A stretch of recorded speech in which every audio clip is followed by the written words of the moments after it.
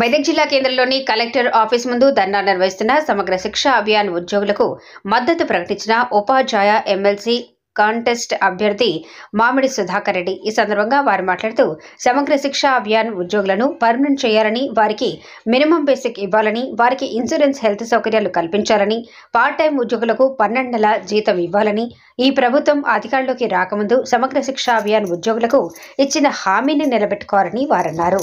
ఎలాంటి నిర్ణయం ఏమన్నా మంచి నిర్ణయం తీసుకుంటారేమో అని చెప్పేసి మనం ఎదురు చూడడం జరిగింది. కానీ ఎలాంటి పాజిటివ్ నిర్ణయం రాకపోయేసరికి ఈ రోజున మీరందరూ కూడా మళ్ళీ ఇదే ప్లేస్లో ఇదే టెంట్ కింద కూర్చొని మన నిరసనను వ్యక్తం చేయడం జరుగుతుంది. ఎలాంటి పరిస్థితుల్లోనైనా మీరు వెనుకకు తగ్గొద్దని చెప్పేసి నా వ్యక్తిగతంగా చెప్తున్నాను.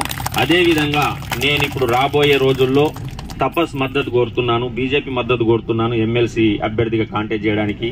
ఆల్మోస్ట్ చాలా నాకు నమ్మకం ఉంది. ఖచ్చితంగా ఇప్పుడు రాబోయే ఎమ్మెల్సీ కాంటెస్ట్ చేయడంలో భాగంగా మనకు అక్కడ నుంచి మ్యాండేట్ వస్తుందని ఒక నమ్మకంతో ఉన్నాను. ఖచ్చితంగా మన సర్వశిక్ష ఉద్యోగుల కాంట్రాక్ట్ ఉద్యోగుల తరఫున ఖచ్చితంగా నేను పోరాడతానని మీకు మాటిస్తున్నాను.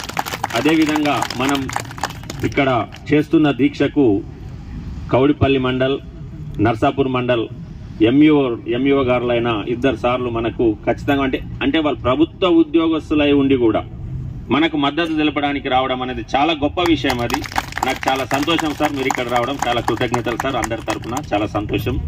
అదేవిధంగా మన ప్రధాన సమస్యలు చూసుకుంటే మన అందరినీ కూడా ప్రభుత్వ విద్యాశాఖలో విలీనం చేసుకోవాలి ముఖ్యంగా, అంతే కదా సార్. రెండోది టైం స్కేల్ ప్రకటించాలి.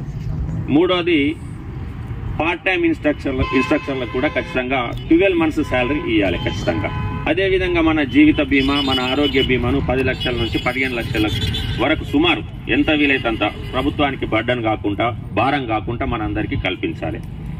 అంటే ఇవన్నీ కూడా గతంలో నుంచి మనం పెట్టిన ప్రధాన డిమాండ్లు.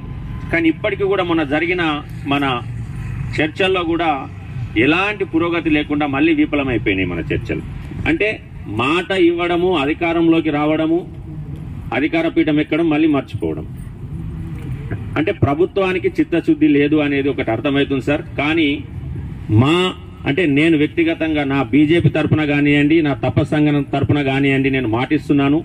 ఖచ్చితంగా నేను మన సమగ్ర శిక్ష ఉద్యోగుల తరఫున నేను పోరాడతాను, నేను నిలబడతాను. ఫలితం ఏ విధంగా ఉన్నా సరే గెలుపోవటముల తర్వాత పక్కన పెడితే ఖచ్చితంగా నేను ఎన్నంటే ఉంటానని మాటిస్తూ మీ అందరికీ కూడా ధైర్యం, అంటే మీరందరూ వెనకాల నేను ఎంబడి నడుస్తానని మాటిస్తూ గతంలో ఉన్నాను, ఇప్పుడు కూడా ఉంటానని చెప్తూ సెలవు తీసుకుంటున్నాను మేడం. Thank you sir.